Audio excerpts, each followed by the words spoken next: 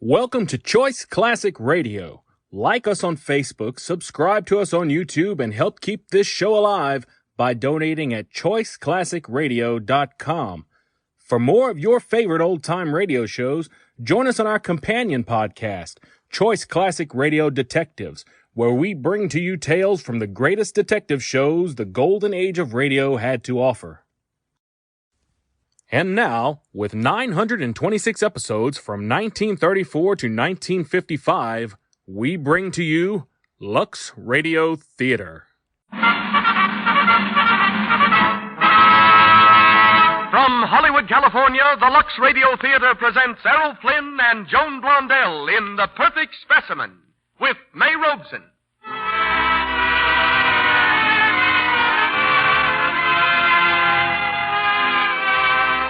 Lux presents Hollywood. This is a play which tells how romance comes to a young man who never does anything the wrong way.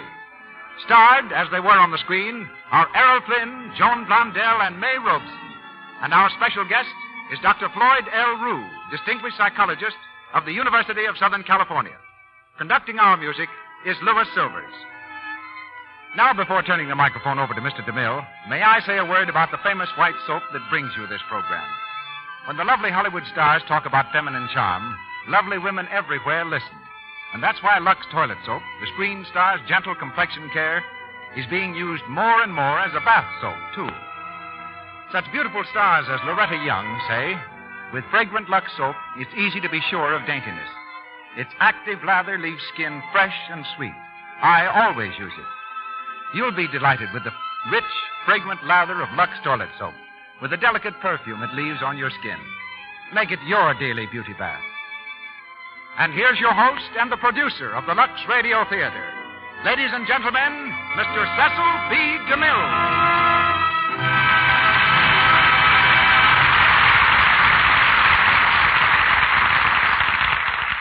Holiday greetings from Hollywood, ladies and gentlemen. The start of a new year is always a time of adventure. And tonight we bring you an adventurer in the person of Errol Flynn.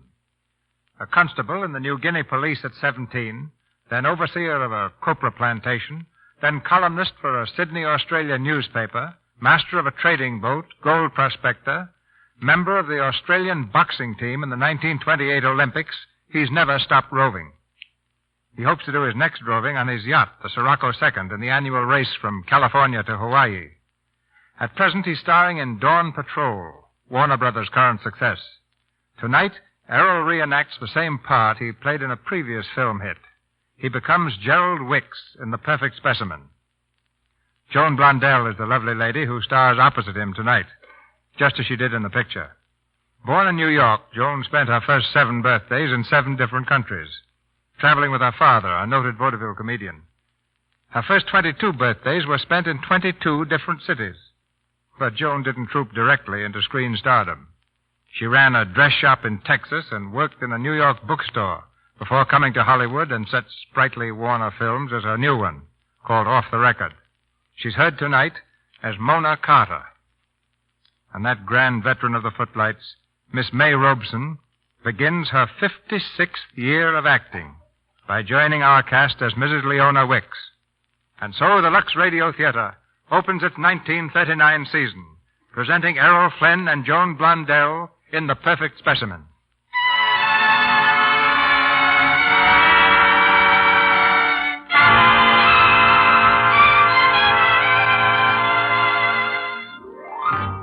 Morning at Wickstead, the imposing estate of the fabulous Mrs. Leona Wick and her still more fabulous grandson, Gerald. Approaching this Pennsylvania mansion, we see 2 guards patrolling inside the fence with savage-looking Great Danes on leashes. Before the door of the house is a sign that reads, "Don't enter without ringing."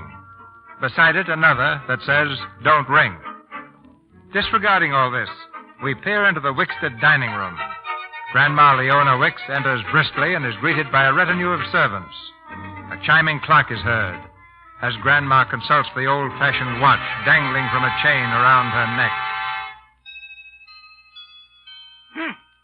That clock's wrong again.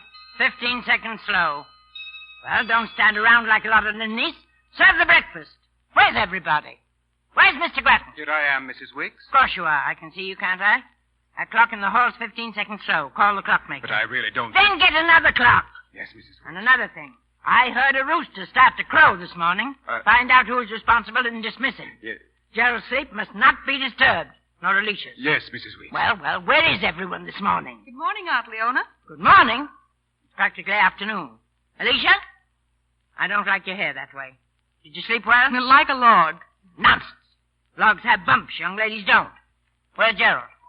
Evidently overslept 30 seconds. Now, don't you be impudent. Yes, ma'am.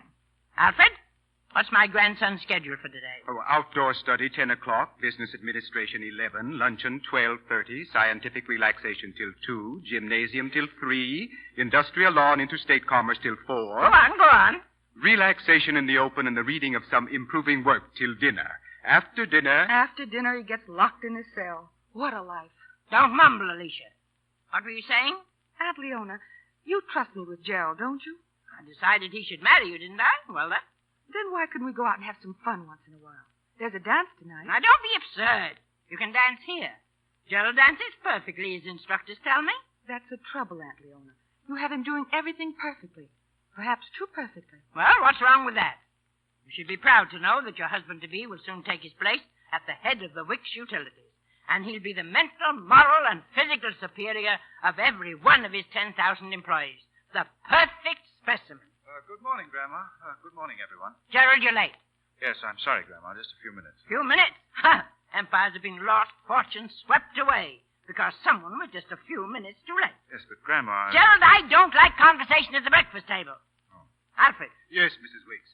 I don't like Gerald's attitude this morning. It's positively revolutionary. Now, after breakfast, if you will be good enough to accompany Gerald outdoors and see that he really studies.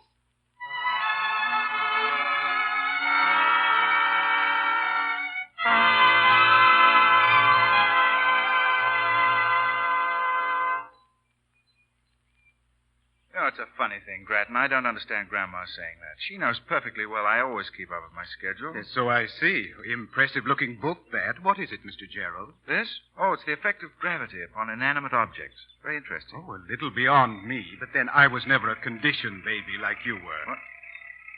Hello? What's that? Sounds like a tractor. Oh, yes, that's what it is. There's some work to be done down by the fence. A new man was hired yesterday, a young man named Jink, I believe. A new man? Well, I don't understand that at all. Of course, I know there must be employment for everybody, but Grandma knows perfectly well I know how to run a tractor. 6 years of motor mechanics, and she won't even let me put it into practice. Someone had to plant the corn.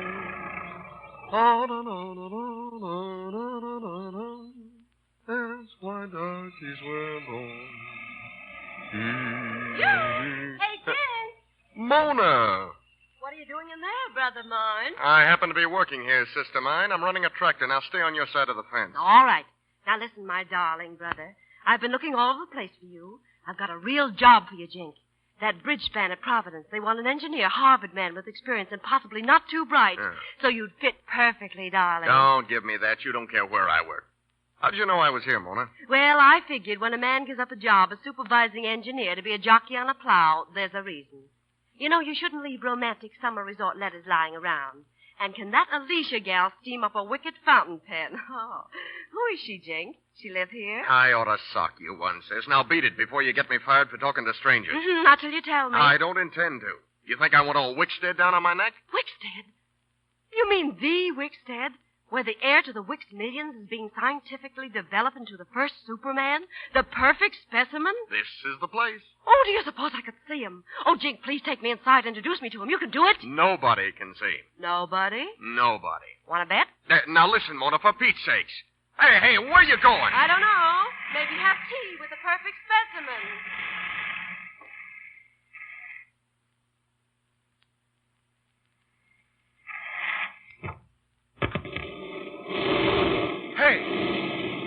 Hey, young lady. What do you mean driving through our fence? Oh, hello. Are you hurt? I don't know yet. Who are you? My name is Wicks. Gerald Beresford Wicks. I live here. Oh, I see.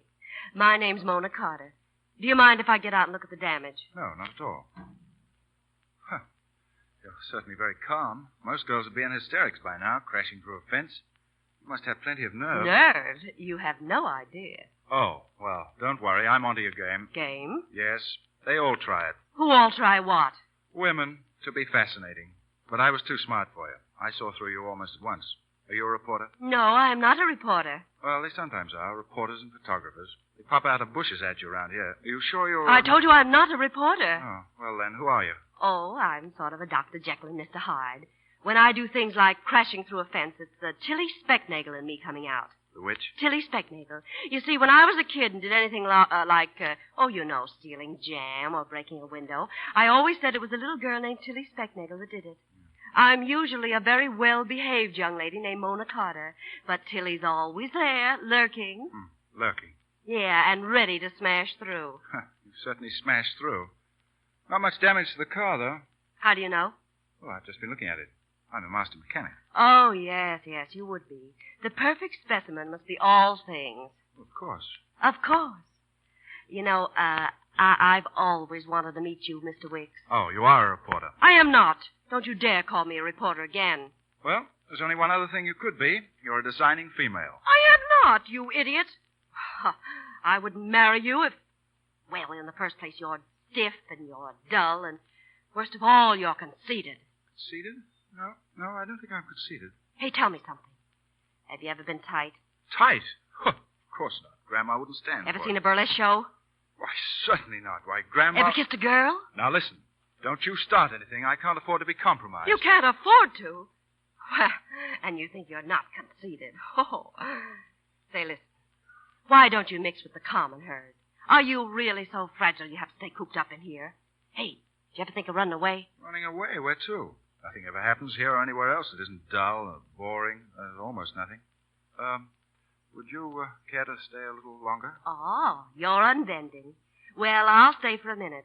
I feel as though there's something Tilly wants to tell you. What's Tilly wants to tell me? Windmills. Do you know what you need, my friend? You need to tilt a windmill or two. Windmill or two? Yeah, didn't you ever read Don Quixote? Well, naturally, I've read everything that's improving to the mind, but... Oh, yes, Don Quixote, the man that fought the windmill. Marvelous. Well, thanks for everything. And if Grandma ever releases you on parole... She won't. Or if you decide to hop over the walls, remember you've got a friend. You? Nope. Tilly Specknagel. Tilly wants me to tell you that she'd love to help an escaped convict. Goodbye. Hey. Oh, I'd better stay. Well, don't you dare drive off. All right, Grandma. Take a number, Gerald. What's all this? It's an accident, Grandma. Whose accident? Well, this girl's. What girl? Why did she do it? Why wasn't she killed? Anyone as stupid as that? Who is this young female? Mona Carter's my name, and you, I suppose, are Grandma. You're not supposed to suppose anything. What are you doing here? I know. She's got designs. No, she hasn't any designs, Grandma. It was an accident. She's good looking, isn't she? Well, And so your Grandma, Gerald? well, yes, I suppose so. She Well, is. there you are, then. She's got designs. Mr. Grattan, take a number. I took it, Mrs. Weeks. Take it again and look at the license. Now, this is all very unpleasant, miss. I'll have to see your driver's license, please. But, officer, I didn't know the light was red. You see, I'm colorblind. Your license, please. Here you are. Now, girl, what have you got to say for yourself? Why, I didn't know it was allowed. What was allowed? For anyone to talk but you. Oh! But since I have the chance, there's one thing I do want to say to all of you, and that is, goodbye. It was nice running into you. Oh, look, wait. Don't go through that fence again. Stop. Dear. All I do is start and stop this car. Well, what is it? Well, I don't know. I do, Gerald. Remember what I said about windmills? What are you two whispering about? Gerald, do you remember? Yes. You mean Don Quixote? Windmills? Yeah. Tilt 'em, eh? Well, start with Grandma. You'll never meet a bigger one. Goodbye. And remember about Tilly Specknagel. Yes. Goodbye. I never. Why, the young hussy. Yes. Grandma, Well, what is it, Gerald? have we a Well- copy of Don Quixote in the house? Huh?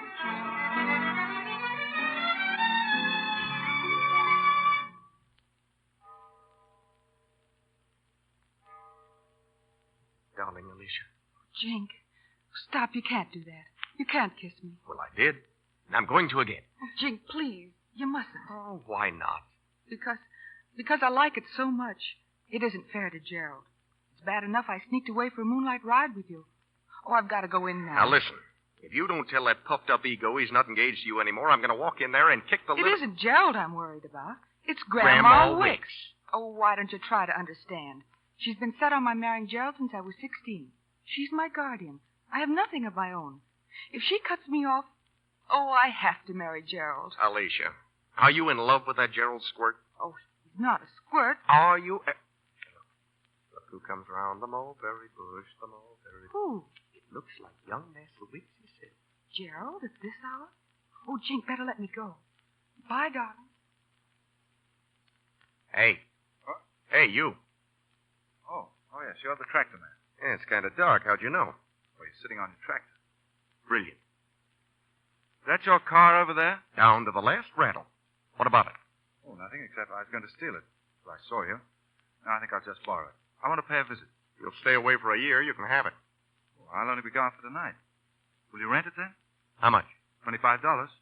Okay, it's a deal. Right, here. And, I say, my man, don't mention it, sorry. Oh, very well, my good fellow.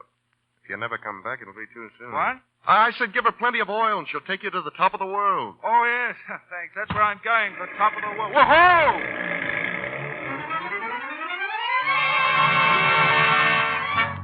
Now, Mrs. Wicks, please don't get excited. Don't get overwrought. In other words, compose yourself. Oh, shut up, you idiot. Where's Gerald? Gerald? Oh, yeah. Oh, yes. I was coming to that. He's nowhere to be found. Well, he's got to be found. Don't tell me he can drop from sight in broad daylight. They've been over the estate with a curry comb. Perhaps he's run away. Oh, stuff and nonsense. What did he want to do that for? Didn't he have everything in the world? And he's been kidnapped. That's what. Well, don't stand about like a brace of nincompoops. Move. Telephone the G-men or whatever their ridiculous names are. Call the police. Oh, yes, Mrs. Wicks. Aunt Leona, do you think the girl who broke through the fence yesterday could have anything to do with it? Hello. Get me the police. Oh, fiddle-faddle. What earth have you... Alicia, you might be right. Whatever gave you that idea? Well, Here's the phone, Mrs. Wicks. Well, give it to me. Hello. Police. My grandson's been kidnapped. What? Why, I'm Mrs. Leona Wicks. Who did you think I was? No, I haven't any photograph. What does he look like? Huh? Male? 6'1". Now, look here. Don't give me any of your impertinence. You find my grandson.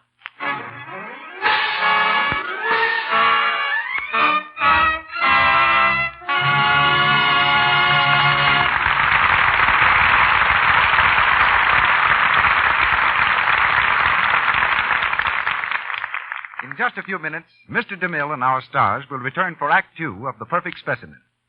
Meantime, in our brief intermission, let's eavesdrop for a few minutes on someone who's a good friend of all of us, our corner grocer. Morning, Joe. Oh, I'm okay. I was a little tuckered out Saturday night. You see, some people don't decide what to have for Sunday dinner till awful late. Oh, answer that, will you, Joe? Oh, Mrs. Van Buren? I'll take it. You, say somebody must have been walking on eggs over here. I don't understand. Broken? Oh, I'm mighty sorry. I'll send over another dozen right away. Oh, Bill, take these. And remember, Mrs. Van Buren prefers to scramble them herself. Oh, Mrs. Brown's chauffeur left her order this morning. Help me get it together, will you, Joe? Let's see. Dozen oranges. 3 pounds of print butter. Dozen Lux soap. You know, Joe, that lady could spend any amount on expensive soaps, but she always gets Lux. Says it's fine for her skin. Some swell-looking lady, too. You know, I was telling the wife about her, and she kind of sniffed and said, well, what's wrong with my looks? Me and the movie star's been using Lux soap for years. And confidentially, Joe, you've got to admit that she's there when it comes to looks, now don't you? Oh, quick, Joe, here comes Mrs. Norton. You know how she hates to wait. Yes, your grocer or druggist will tell you he sells dozens of cakes of Lux toilet soap to women who buy the best. For no finer toilet soap can be made than this gentle, white, delicately perfumed soap. And yet, it is very inexpensive. Lux soap cares for more famous complexions than any other soap in the world. 9 out of 10 Hollywood stars use it. And it cares for the complexions of just plain folks, too. Fine-looking women and girls the country over. Its active lather removes dust, dirt, stale cosmetics thoroughly. Screen stars tell you it's foolish to risk cosmetic skin, dullness, tiny blemishes, enlarged pores. Use Lux toilet soap regularly. We do. Here's our producer, Mr. DeMille. We continue with The Perfect Specimen, starring Errol Flynn and Joan Blondell with May Robeson.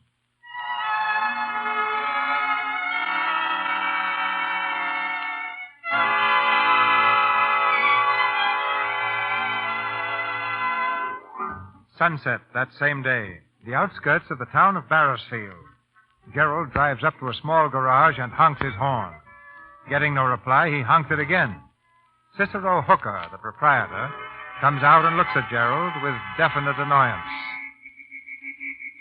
There, young feller. I ain't thief. Shall I fill her up? No, thanks. I'm looking for the Carter residence. Well, you can take your choice. There's a whole flock of them around here. Well, the Carter I'm looking for has a daughter. Well, they all got daughters. Oh, well, this one's rather nice looking. Well, why didn't you say so? That there is Professor Carter's gal. Say, if you think she's only kind of nice looking, you'd better get you some cheaters. Yes, but where'd she live? Well, you go straight down the street here and you turn to your right at the first road outside of town. Then you sort of dog-leg past the red schoolhouse, and it's a white house there with a picket fence around her. Oh, picket fence. Well, thanks very much.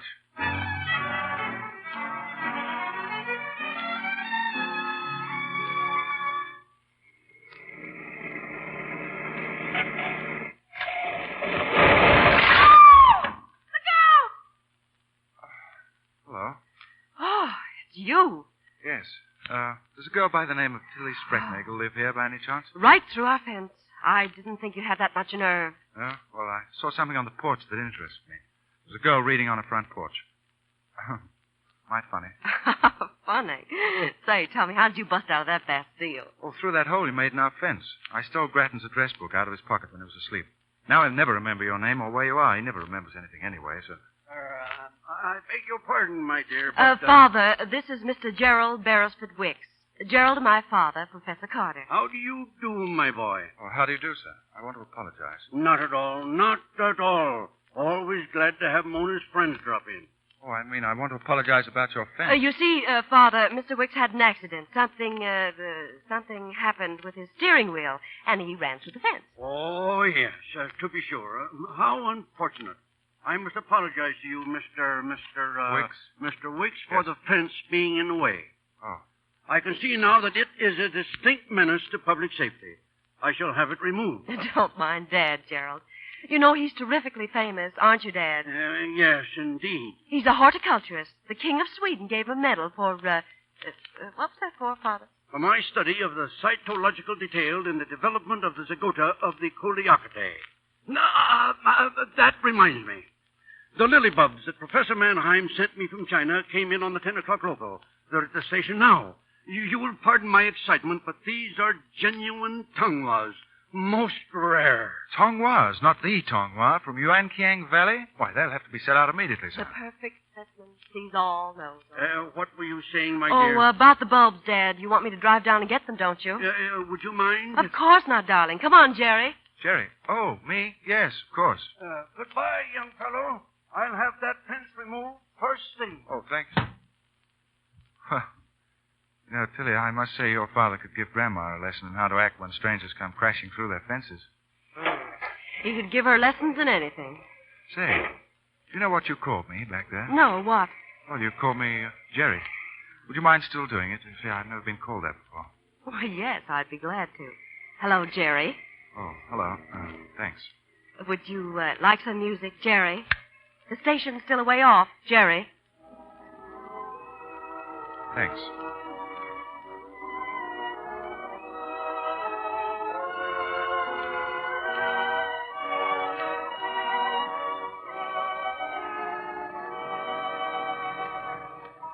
Ladies and gentlemen, we interrupt this program to bring you an unverified report stating that Gerald Beresford Wicks, heir to the Wicks Utilities and the $30 million estate of the nationally famous eccentric Mrs. Leona Wicks, is missing, feared kidnapped. Young Wicks, known the country over as the perfect specimen, disappeared at an early hour. I think another station would be better, don't you? So Grandma Wicks has unleashed the bloodhounds already. What are you going to do? Well, I'm not going to let myself be hauled back there like a runaway schoolboy. I'm going to stay out as late as I like. Bravo. Yes, that Don Quixote. He was the one. Courage. Even if the world laughed at him, he didn't care. Oh, let him laugh at me, too. I don't care either. Say, Jerry, it may be just head noises, but I think somebody wants to pass. What? Hey, that truck's on top of it. Jerry, get off the road.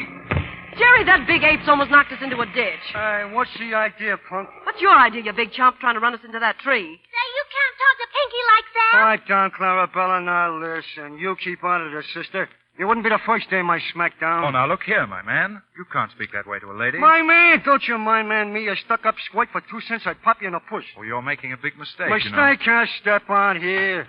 Jerry, you can't fight him. Come on. Well, remember, my man, I didn't want to spar with you. Spar? Come on, I'll mop up the ground with you. You know, you ought to keep your chin covered and lead with your left, like this.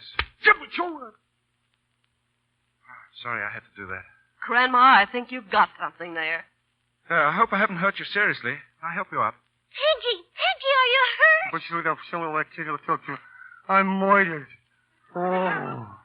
Listen, I'm sorry, guy. You know you got a punch there. Oh, thank you. My boxing instructor, ex-champion McGraw, used to tell me that. I believe he expressed it to kick like a mule. Yeah, he must have had some terrific mules. Well, my name's Pinky Cassidy, and this is my Dame Clarabella Murphy. Oh, how do you do? This is Miss Mona Carter, and my name is Gerald... Gerald? You mean to say I got licked by a guy named Gerald? I'll call you Tricky. Pinky, look at your eye. Look at me eye? Where's me eye? What's the matter with it? Oh, how can a guy see his eye? Look in my mirror. Whoa, holy mackerel, get a load of that lamp. Hey, Tricky, this is terrible. Now, Pinky, be a man. It'll be all right in a day or so. Oh, it ain't that. It's just in about an hour I'm going to have another fight. Well, don't forget to lead with your left. Where's the fight? It's the annual picnic at a truck drivers and Teamsters local. They got eats and beer and games and dancing. But the best thing on the whole program is the prize fight. Yeah, and Pinky was going to get $150 for fighting the headliner. But he can't with his eye closed up. We was going to take the dough and get married on it. Now we can't. Oh. Well, of course, he might not have won, you know. I say, how about my substituting for you? You know, allow me to fight in your place. Whoa, what? Would you do that, Tricky?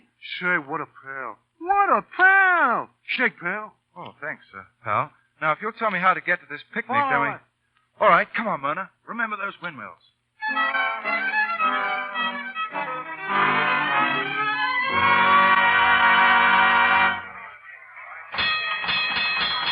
Ladies and truck pushers, name bout 10 rounds between 190 pounds for a Fort Connolly in this corner. And 165 pounds Tricky Berry in this corner. Referee, Sheriff Snodgrass. Jerry, it's me. Here's the ringside. Jerry, you. Hello, windmills. Here goes a fight. You nervous, Clarabelle? Nervous? Say, I felt the same way once when I seen a guy walk a tightrope between 2 buildings. He almost made it. Almost? Yeah. Say, you in love with Tricky? I have a great admiration for him. Look, Tricky's dancing around. Oh, I'm jabbing at him always. Wait till Grandma sees this. Hey, what's all those fancy steps Tricky's doing? Hey, go with it over that butterfly. Catch up on me when you catch him, chloroform. Oh, Clarabelle, you'll kill him. What's the matter with you, Tricky? You got saved by the stands, huh? No, Mr. Conley, but that's very kind of you to ask. Thank you. Is that your guy over there? Well, There.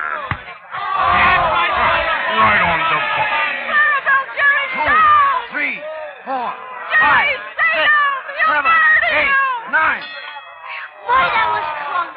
It's a good thing they rang the bell. Oh, Clarabelle, I'm scared. Oh, Pinky's in there taking good care of him. Pinky used to work in a Turkish fair. Let me throw in the towel, pal. You ain't going back in there with that gorilla. oh, yes, I am. This Mr. Conley is a very deceiving character. He might think he beat me. What do you mean, think? Ladies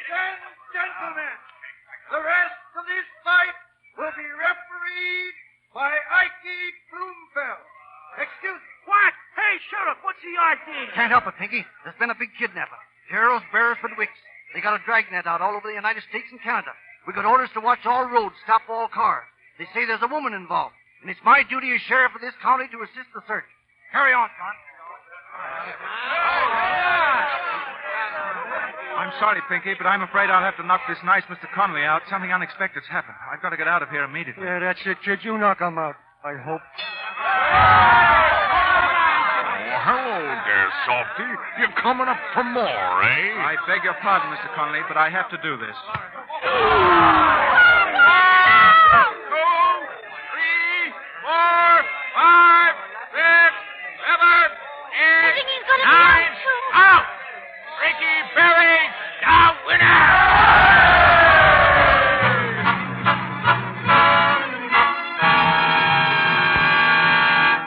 150 smackers. Gee, I don't know how to take it, Tricky, but you know, I feel like a tramp taking a whole wad. Oh, go on and take it, stupid. You know you're going to anyway. Say, Tricky and Mona, why don't you stick around a while and maybe have a dance or something, huh?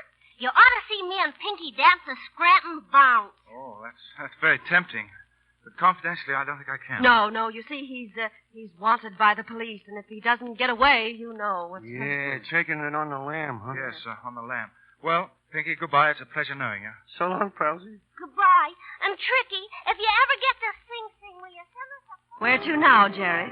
Well, that depends what's on the radio. There ought to be a flash any minute. Special bulletin. Here it is. A woman is under suspicion in the kidnapping of Gerald Wicks, the perfect specimen. Seen yesterday afternoon just before the kidnapping, her identity is still a mystery. The Department of Justice has released this description of her. Suspect number 1, female, white, 5 feet 2 inches, 108 pounds approximately, eyes blue, teeth good, hair blonde, good looking. This suspect has an assured intriguing Oh, that's enough of that.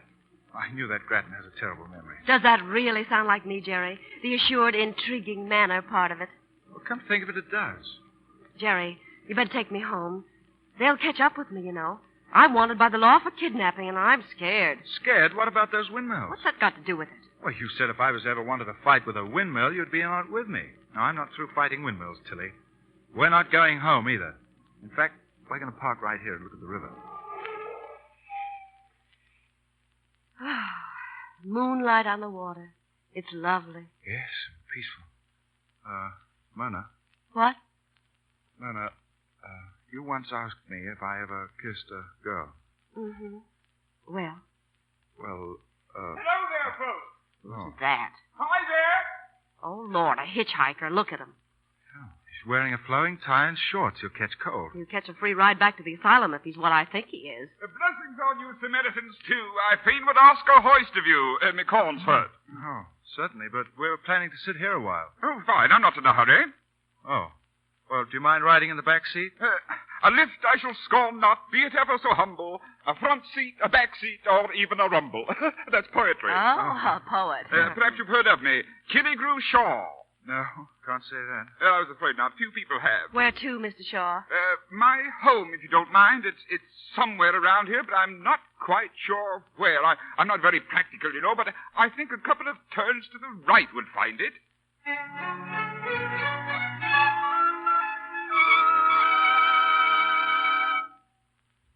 Very kind of you to ask us in, Mr. Shaw. Yes, the sandwiches were lovely, but we really can't stay. My house is yours, 'tas yours, 'tas yours. Do you happen to know what 'tas yours means? I use it a lot and never knew what it meant.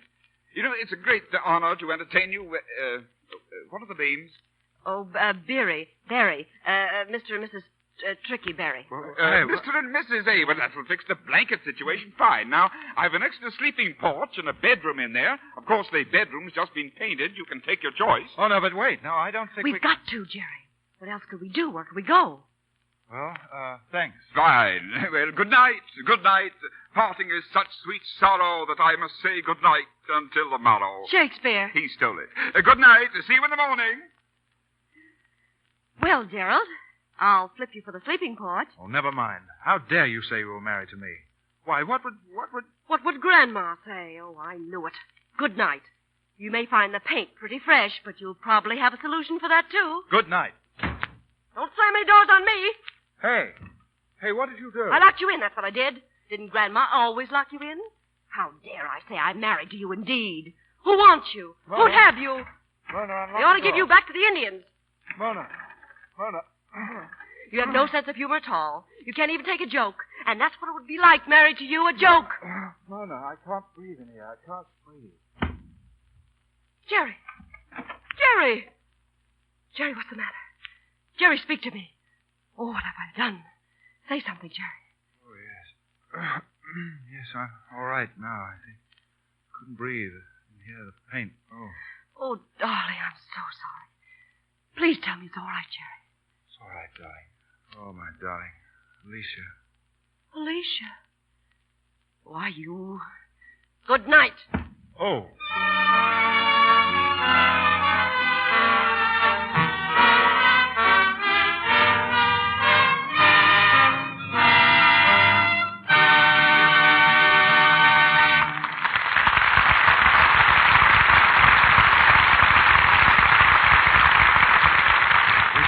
Station identification.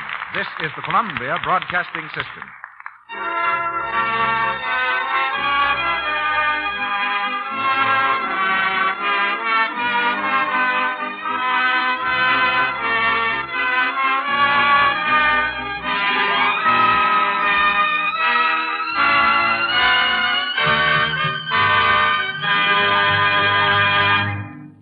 We've completed the second act of The Perfect Specimen.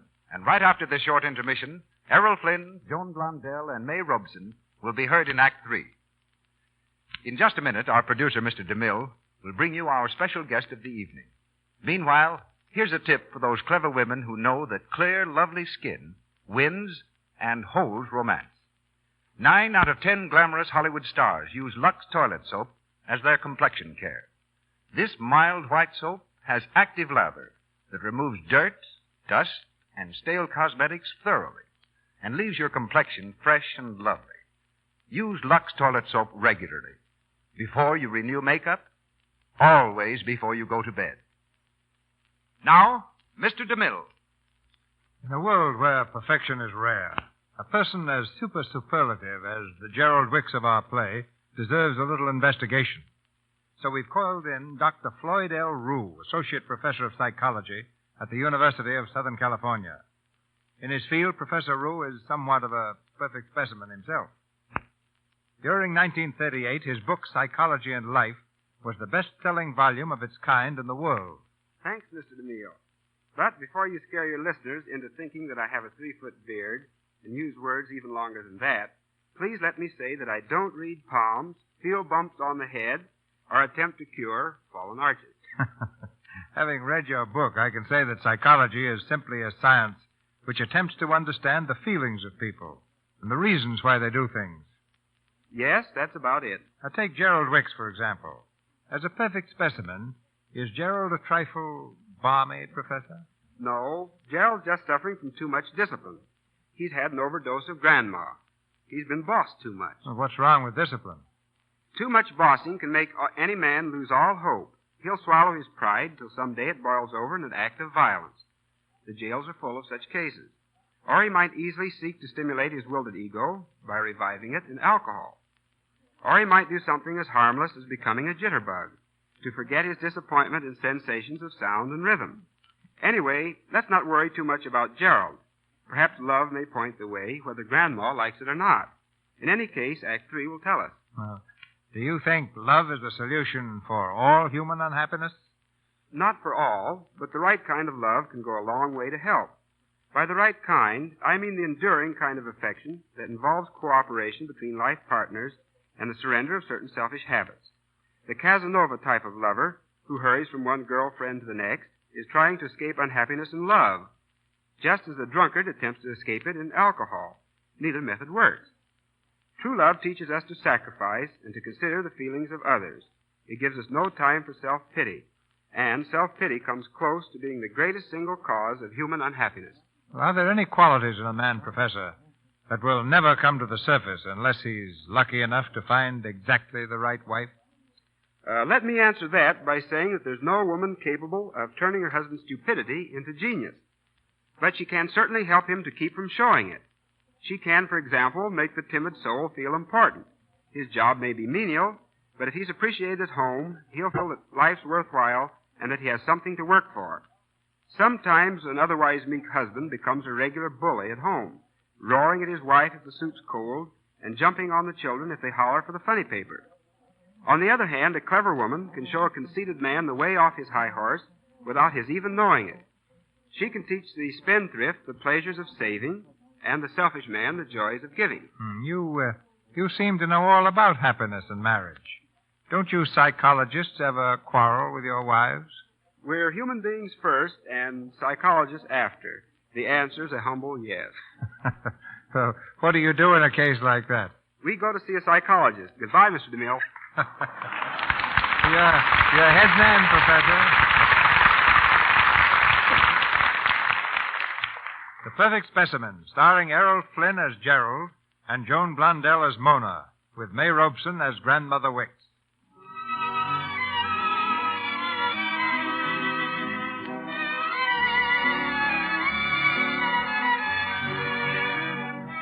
It's the following morning. In Killigrew Shaw's kitchen, the poet and Mona are seated at the table eating a hearty breakfast. Gerald, with an apron tied around his waist, is at the stove frying flapjack.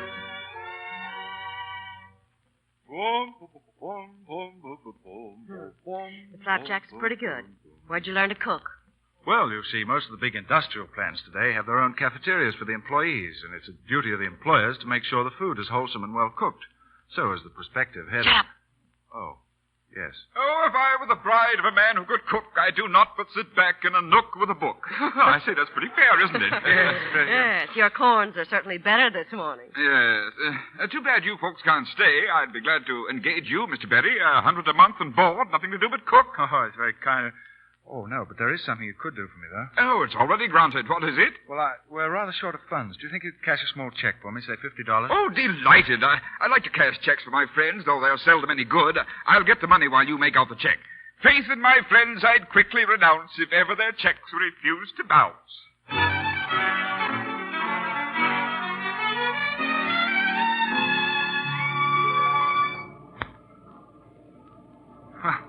I'll always remember that Killigrew Shaw. Splendid chap, don't you think? Boom, boom, boom. Don't you think so?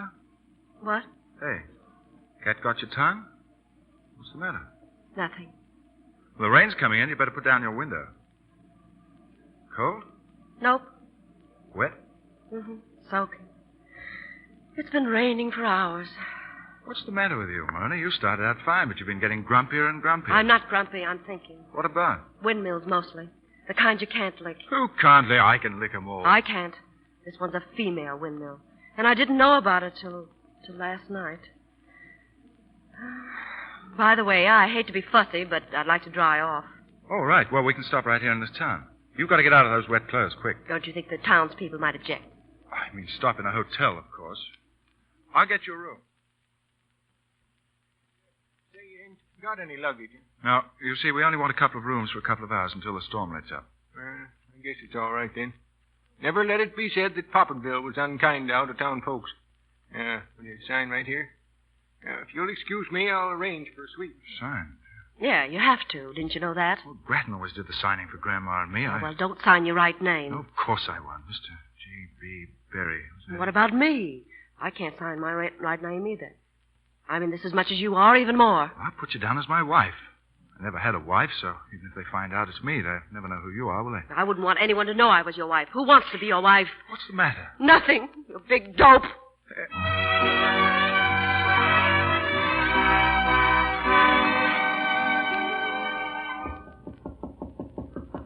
Who is it? Me. Come in. Hello. Listening for radio reports? Yeah. And I'm thinking about what Tilly Specknagel got me into this time. Huh. Well, my clothes are all dried out. I'm all set to start again. If only the rain will let up. Oh, I say.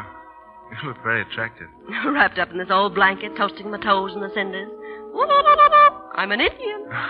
You're a darling. Look out, Jerry. You're a weakling. Oh, no, Mona. Don't make fun of me. I mean it. Yesterday and today with you, I never knew before how marvelous life could be, and people on the outside could be. It's been thrilling. I've hated to think of it ending.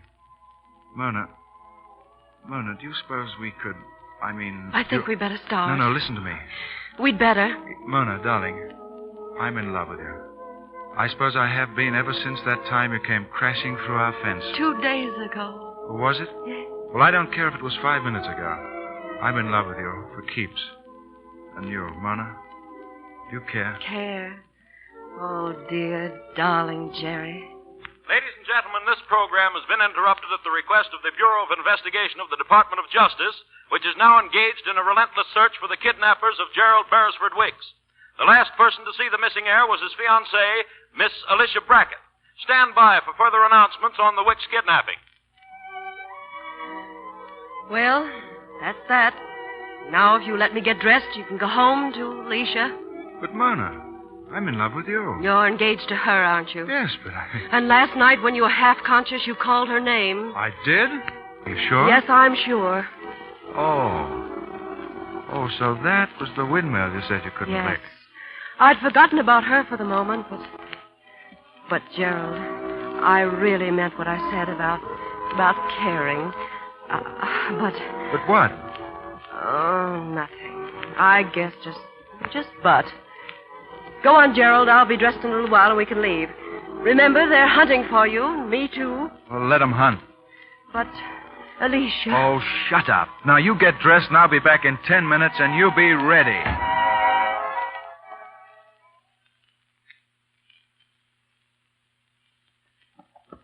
Whoa, Mona. Mona. Oh, I don't think I'm going to marry you. You take too long to dress. Hey, Mona, it stopped raining. We better get along. Mona, hurry up.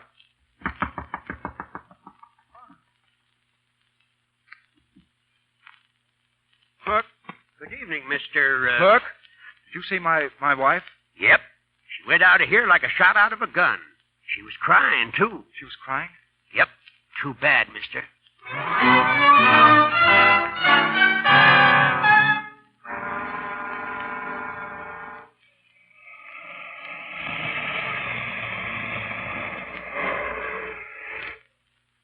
Good morning, Professor Carter. Good morning. You can dump it, let me see. Dump it behind the garage. The what? What's that?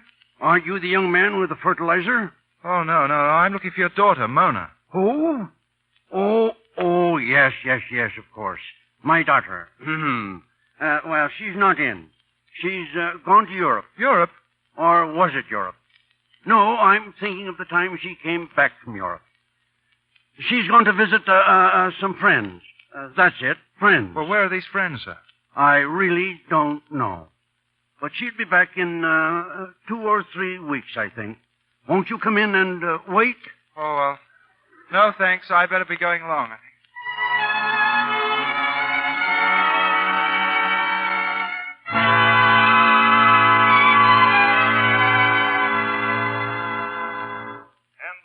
Being drawn closer in the nationwide hunt for the missing heir. The search for Gerald Wicks being conducted by the police and Mrs. Leona Wicks, the heir's grandmother, is at last beginning to bear fruit. After almost 3 weeks, several witnesses and suspects have been rounded up by Mrs. Leona Wicks, and their alibis being carefully checked by the police and Mrs. Leona Wicks. An early hour solution to the mystery is promised by the police and Mrs. Leona Wicks. Hello. Just a moment, please. Hello. Oh, phones. They're always ringing and nothing ever happens. Hello. What? Oh, my, you don't say. Why, isn't that interesting? Oh, yes, come by all means. Goodbye. Who was it? A Pennsylvania hotel clerk with a mysterious story. He's coming here.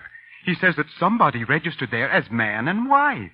And then he said something about the Pennsylvania state law. Another crank.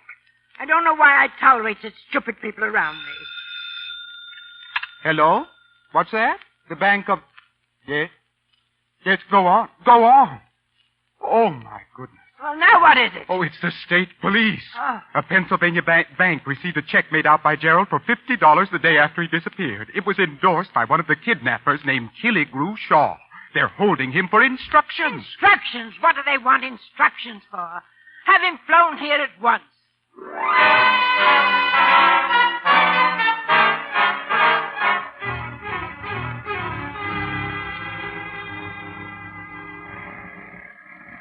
Someone had to pick the cotton. Jink, you're the most stubborn, unreasonable... Alicia, you still here? Oh, please help me, darling. Do you or do you not know where Gerald is? Wait a minute. Did you say darling? Yes. That's different. I might have an idea where to find him. Then please tell me. If I do, I'm asking this for the last time, I hope. Will you marry me? We could set up housekeeping mighty pretty with that $25,000 reward, honey. All right, Jink. But we've got to find Gerald. Where is he? Well, I don't know. Jink. But a girl once crashed through a fence. Jink, will you please? And I know where she lives. Now listen. In a little Pennsylvania town. Oh, stop. And if my hunch is right, then he's there, too. Come on, Alicia. Jink, will you please? There's a gas station up there. What gas station? The one Dad said he was working at. Who was working at? Keep down low and hide your face. Good morning. Morning. My car's on the fritz. Think you could fix it?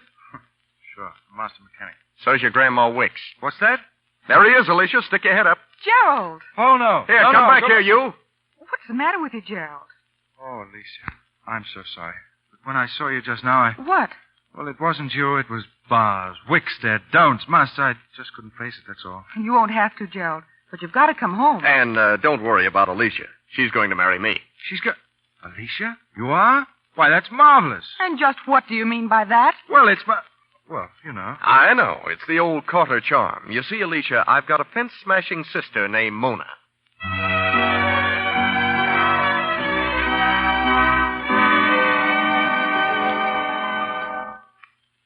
Is this man mad?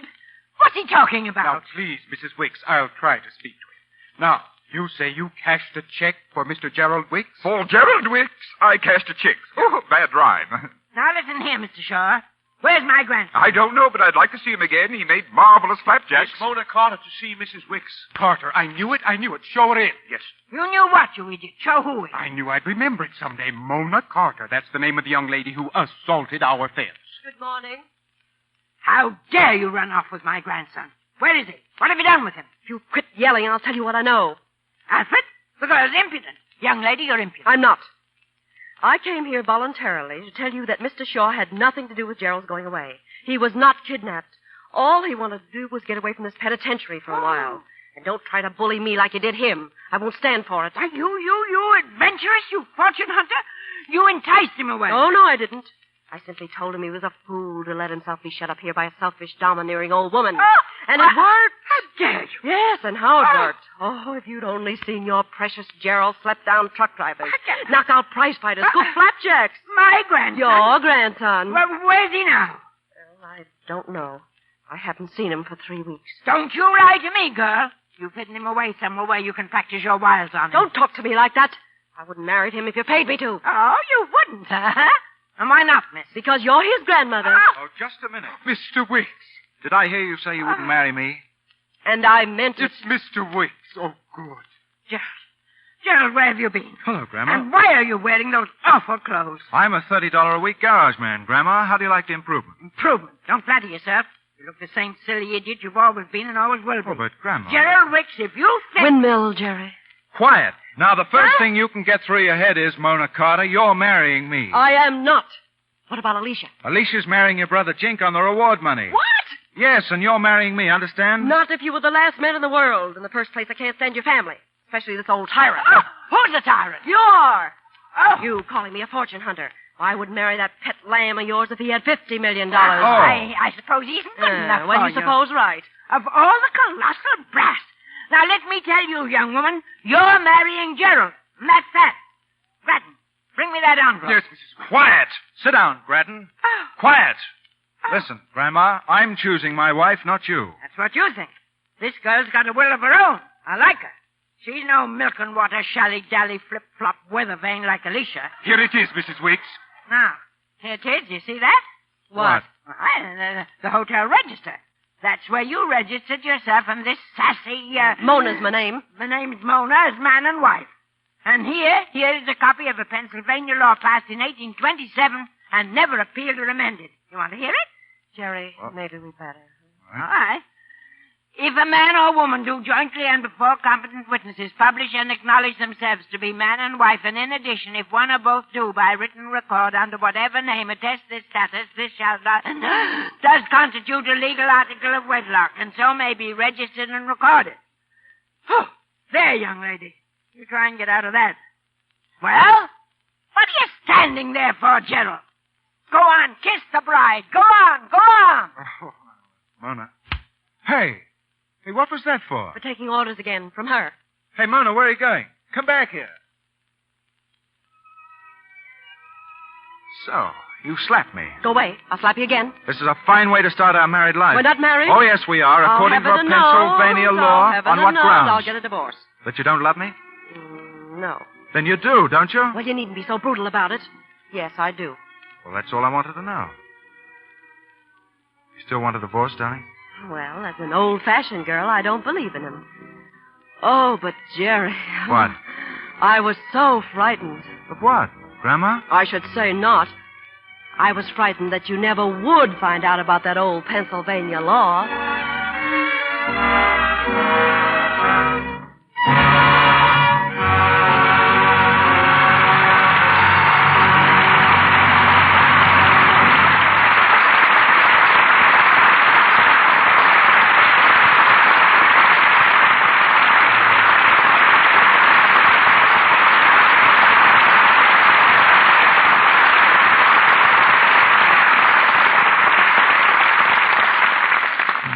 We've ended the play. And now let's talk to Errol Flynn and Joan Blondell, who made the perfect specimen perfect. Miss Blondell, incidentally, belongs to perhaps the oldest family of actors in the world. Did you know that, Errol? Yes, I've heard that, sir. And then wasn't there an Eric Blondell who once belonged to a theatrical group called the King James Players? That was back in 1603. Eric was a clown and got fired from the company regularly. But he had a friend who always managed to get his job back again. This friend also made quite a reputation for himself. His name was William Shakespeare. Yeah, I seem to recall the name. What part of Texas was he from? Oh.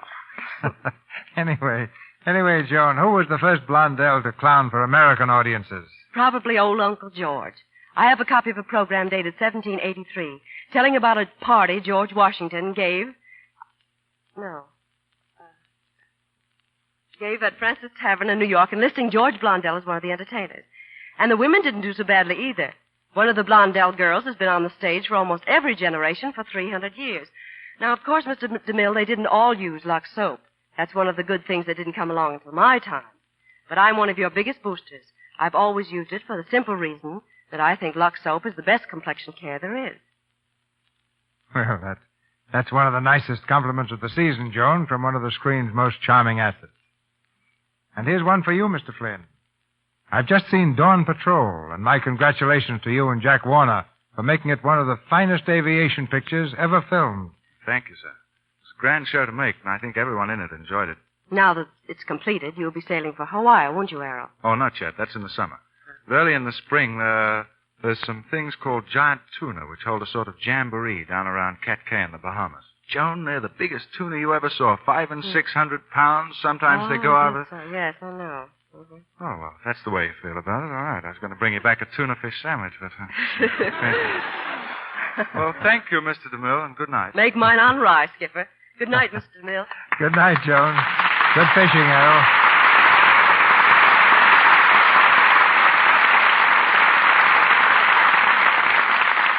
A dramatic event of unusual importance comes to this theater next Monday night.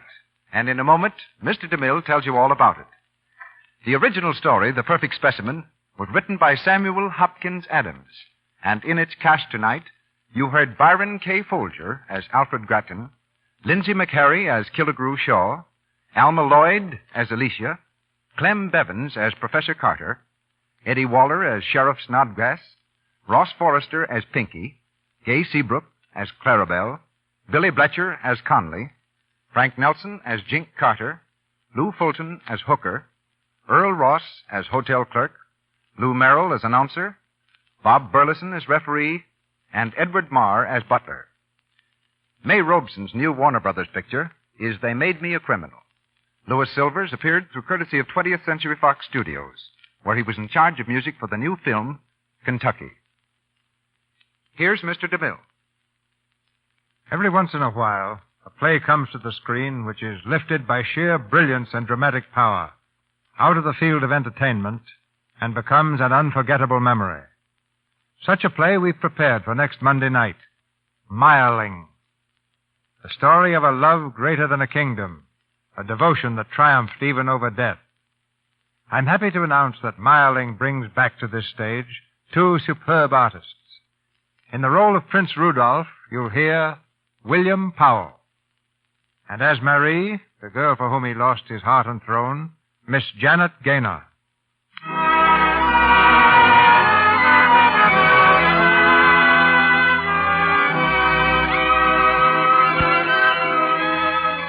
Our sponsors, the makers of Lux Toilet Soap, join me in inviting you to be with us again next Monday night when the Lux Radio Theater presents William Powell and Janet Gaynor in Mireling.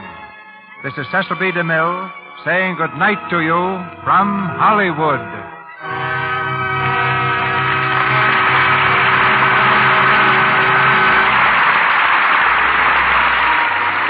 Tonight's presentation, ladies and gentlemen, came to you with the good wishes of the makers of Lux Toilet Soap, the complexion care preferred by 9 out of 10 of the lovely Hollywood screen stars. This is your announcer, Melville Ruick, bidding you all good night and wishing you a very happy New Year. This is the Columbia Broadcasting System.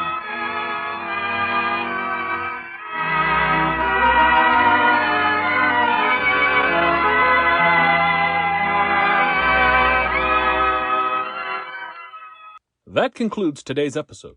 We'd like to thank you and remind you to donate at choiceclassicradio.com. Remember, your donations make episodes like this possible.